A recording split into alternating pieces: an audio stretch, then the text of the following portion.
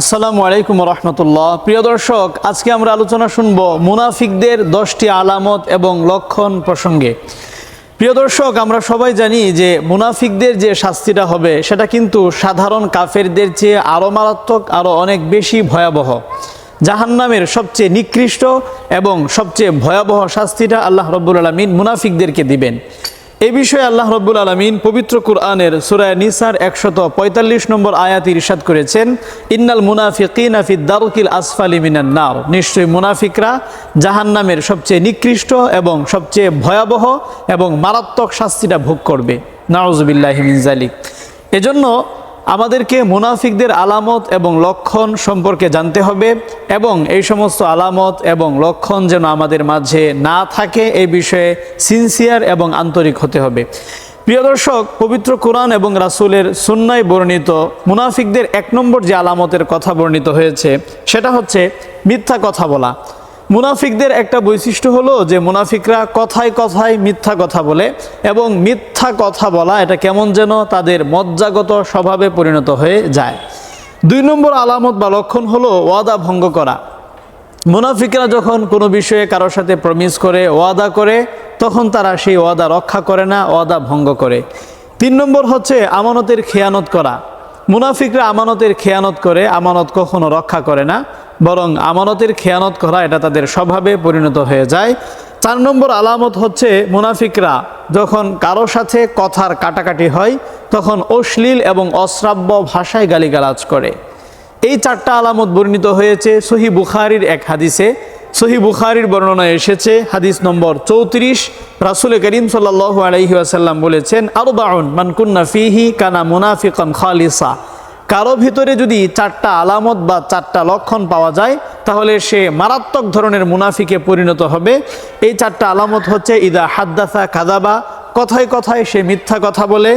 2 নম্বর হচ্ছে ওয়া ইদা ওয়াদা আখলাফা, যখন কারোর সাথে কোনো বিষয়ে প্রমিস করে, ওয়াদা করে, প্রতিশ্রুতি দেয় তখন সেটা সে ভঙ্গ করে। 3 নম্বর হচ্ছে ওয়া ইদা তুমিনা খানা, যখন তার কাছে বিশ্বাস করে কোনো কিছু আমানত রাখা হয় তখন সে আমানতের সে খেয়ানত করে। 4 নম্বর হচ্ছে ওয়া ইদা খাসামা ফাজারা, কথার কাটাকাটি যখন কারোর সাথে লেগে যায় অথবা কারোর সাথে কথার কাটাকাটি হয় বা ঝগড়া ফাসাদ হয় তখন দেখা যায় অশ্রাব্য এবং অশালীন ভাষায় গালিগালাজ করে। তো এই 4টা আলামত যদি কারো ভিতরে থাকে তাহলে কিন্তু সে মারাত্মক ধরনের মুনাফিকে পরিণত হবে। এজন্য এই 4টা আলামত বা বৈশিষ্ট্যের কোনোটাই যেন আমাদের মাঝে না থাকে এই বিষয়ে অবশ্যই আমাদেরকে সিনসিয়ার হতে হবে। 5 নম্বর যে আলামতটা বর্ণিত হয়েছে মুনাফিকদের সেটা হচ্ছে নামাজে অলসতা করা বা অমনোযোগী হয়ে উদাসীনতার সাথে নামাজ আদায় করা, সালাতে মনোযোগ না দেওয়া। 6 নম্বর আলামত হচ্ছে লোক দেখানোর জন্য, মানুষকে দেখানোর জন্য দান সদকা করা, আল্লাহর সন্তুষ্টির জন্য নয় বরং মানুষের বাহবা পাওয়ার জন্য যারা দান সদকা করবে অথবা অলসতার সাথে যারা নামাজ আদায় করবে, নামাজের ব্যাপারে সিনসিয়ার এবং আন্তরিক হবে না, এই সমস্ত মানুষও কিন্তু মুনাফিক বলে বিবেচিত হবে। মুনাফিকদের এই 2টো আলামত বর্ণিত হয়েছে সূরা তাওবার 54 নম্বর আয়াতে। সূরা তাওবার 54 নম্বর আয়াতে আল্লাহ পাক বলছেন, ওয়ালা ইয়াতুনা সলাতা ইল্লা ওয়া হুম কুসালা ওয়ালা ইউনফিকুনা ইল্লা ওয়া হুম কারিহুন। মুনাফিকদের বৈশিষ্ট্য হলো যে তারা যখন নামাজে আসে, সালাতে আসে তখন তারা খুবই অলসতা নিয়ে অমনোযোগিতার সাথে নামাজ আদায় করে, আর যখন কোনো কিছু দান করে তখন বাধ্য হয়ে এবং মানুষকে দেখানোর জন্য, আল্লাহ সন্তুষ্টির জন্য নয়, মানুষের বাহবা পাওয়ার জন্য তারা দান সদকা করে। তার মানে এই 2টো আলামত, অমনোযোগিতা এবং উদাসীনতার সাথে সালাত আদায় করা, সেই সাথে লোক দেখানোর জন্য দান সদকা করা, এগুলো থেকেও আমাদেরকে বিরত থাকতে হবে। মুনাফিকদের 7 নম্বর আলামত হচ্ছে যে মুনাফিকরা নিজেরাই নিজেদের সাফাই গায়, নিজেরাই নিজেদের প্রশংসা করে বা নিজেদের এরকম প্রশংসা করে, অথচ দেখা যায় যে তারা অনেক উল্টাপাল্টা বা অনৈতিক কাজ করে বেড়ায়, এরপরে নিজেদের সাফাই গায়। তার মানে যে সমস্ত ব্যক্তিরা নিজেরা নিজেদের সাফাই গাইবে অথচ রিয়েল লাইফে সে অনেক ধরনের অনৈতিকতার সাথে সম্পৃক্ত, এই বৈশিষ্ট্য যাদের মধ্যে পাওয়া যাবে তারাও কিন্তু মুনাফিক বলে বিবেচিত হবে।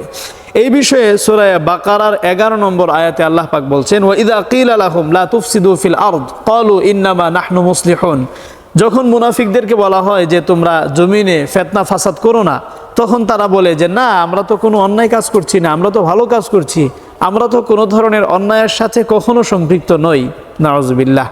তার মানে দেখা যাচ্ছে মুনাফিকরা নিজেদের সাফাই নিজেরা গায়, অথচ তারা গোপনে গোপনে বহু ধরনের অনেক ধরনের অন্যায় এবং অপরাধের সাথে সম্পৃক্ত। তার মানে মুমিন কখনো নিজের সাফাই নিজে গাইতে পারে না, বিশেষ করে অনৈতিক এমনিভাবে উল্টাপাল্টা বা শরীয়ত বিরোধী কাজ থেকে অবশ্যই বিরত থাকা দরকার।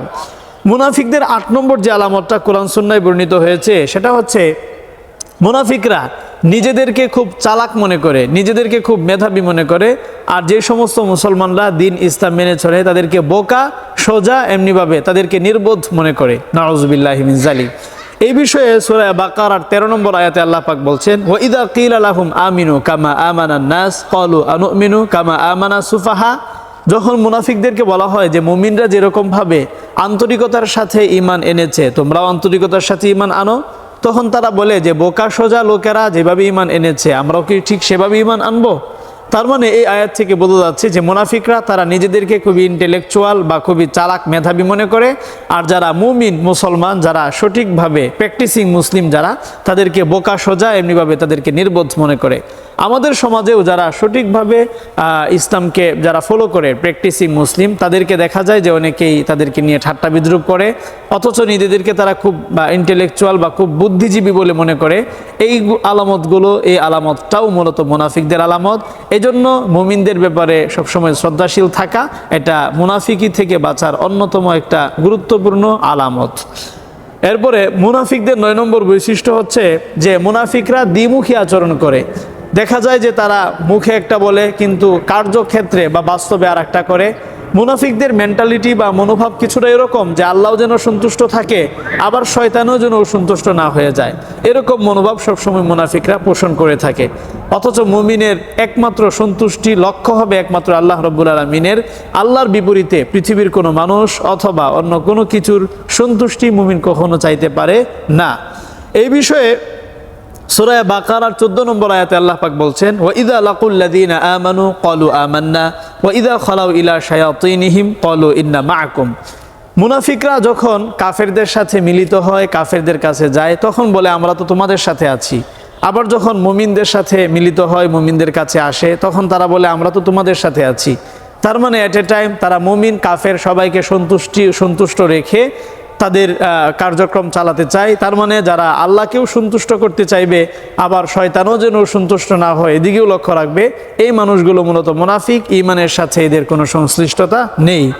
সর্বশেষ মুনাফিকদের 10 নম্বর যে আলামতটা কোরআন সুন্নাহয় বর্ণিত হয়েছে সেটা হচ্ছে দ্বীনের কথা, এমনিভাবে ভালো কথা, কোরআন সুন্নাহর কথা কখনো মুনাফিকরা শুনতে চায় না, মুনাফিকরা শোনে না। যেখানে আল্লাহর কোরআন এবং রাসূলের সুন্নাহর কথা হয় সেখান থেকে মুনাফিকরা সরে যায় এবং কোরআন সুন্নাহর আওয়াজ, কোরআন সুন্নাহর কথা যেন সমাজে চলতে না পারে এই জন্য প্রয়োজনীয় পদক্ষেপ গ্রহণ করে। এটা মুনাফিকদের অন্যতম একটা আলামত। এই বিষয়ে সূরা মুনাফিকুনের মধ্যে আছে, ওয়া ইযা কিলা লাহুম তাআলাউ ইস্তাগফির লাকুম রাসূলুল্লাহ লাওয়াউ রুউসাহুম ওয়া রাআইতাহুম ইয়াসুদ্দুনা ওয়া হুম মুস্তাকবিরুন। যে মুনাফিকদেরকে যখন বলা হয় যে আল্লাহর রাসূলের পথে, কোরআন সুন্নাহর পথে তোমরা ফিরে আসো, তখন দেখা যায় যে তারা আস্তে আস্তে সরে যায় এবং তারা কোরআন সুন্নাহর কথা, কোরআন সুন্নাহর আলোচনা শুনতে চায় না। তার মানে যাদের ভিতরে কোরআন সুন্নাহর আলোচনা শোনা বা কোরআন সুন্নাহকে ফলো করার আন্তরিক কোনো আগ্রহ যাদের ভিতরে থাকে না, যারা কোরআন সুন্নাহকে ফলো করার কোনো প্রয়োজনীয়তা ফিল করে না, তারা মূলত নামধারী মুসলিম হলেও তারা মূলত মুনাফিক। তো আজকে আমরা মুনাফিকদের 10টি আলামত এবং লক্ষণ সম্পর্কে জানতে পারলাম। এর মধ্যে 1 নম্বর হচ্ছে যে মুনাফিকরা কথায় কথায় মিথ্যা কথা বলে, 2 নম্বর হচ্ছে মুনাফিকরা ওয়াদা ভঙ্গ করে, 3 নম্বর হচ্ছে মুনাফিকরা আমানতের খেয়ানত করে, 4 নম্বর হচ্ছে মুনাফিকরা যখন কারোর সাথে কথার কাটাকাটি হয় তখন অশ্লীল এবং অশ্রাব্য ভাষায় গালিগালাজ করে, 5 নম্বর হচ্ছে মুনাফিকরা নামাজে অলসতা করে এবং অমনোযোগিতা সহকারে বা মনোযোগ দিয়ে নামাজ আদায় করে না, অলসতার সাথে নামাজ আদায় করে। 6 নম্বর হচ্ছে যে মুনাফিকরা মানুষকে দেখানোর জন্য, এমনিভাবে মানুষের বাহবা পাওয়ার জন্য তারা দান সদকা করে, আল্লাহর সন্তুষ্টির জন্য তারা কোনো কিছুই করে না। 7 নম্বর হচ্ছে মুনাফিকরা অনেক ধরনের উল্টাপাল্টা এমনিভাবে অনৈতিক কাজের সাথে সম্পৃক্ত থাকার পরেও তারা নিজেদের সাফাই নিজেরা গেয়ে থাকে। 8 নম্বর হচ্ছে যে মুনাফিকরা নিজেদেরকে খুব বেশি চালাক মনে করে আর মুমিনদেরকে বোকা সোজা এবং নির্বোধ বলে মনে করে। 9 নম্বর হচ্ছে মুনাফিকরা দ্বিমুখী আচরণ করে, তাদের ভাবটা এমন যে আল্লাহ যেন সন্তুষ্ট থাকে আবার শয়তানও যেন নারাজ বা অসন্তুষ্ট না হয়।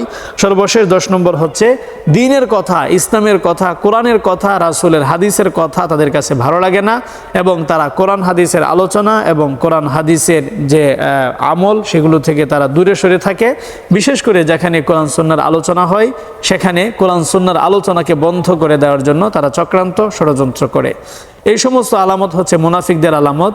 এই সমস্ত আলামত থেকে আমাদেরকে বিরত থাকতে হবে, তবেই আল্লাহ রাব্বুল আলামিন আমাদের জীবনে ত্রুটি বিচ্যুতি ক্ষমা করে আমাদেরকে জান্নাত দান করবেন ইনশাআল্লাহ। আল্লাহ আমাদের তৌফিক দিন।